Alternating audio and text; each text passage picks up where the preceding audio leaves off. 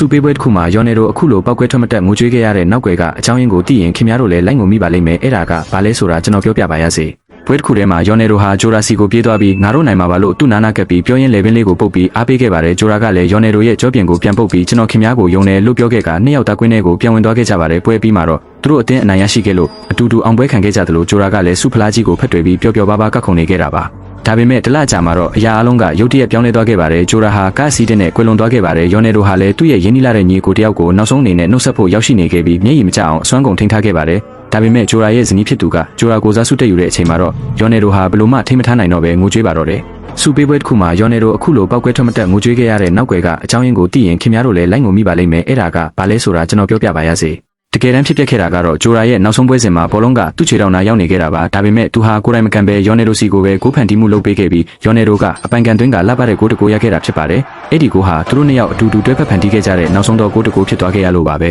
ခင်ဗျားတို့အနေနဲ့ယော်နယ်တို့ဟာမက်ဆီထက်ပိုတော်ရလို့ထင်ရင်အသေးပေးဖို့လို့နှိပ်ခဲ့ပြီးကိုမတ်မှာ CR7 လို့ရေးခဲ့ပေးပါအောင်နော်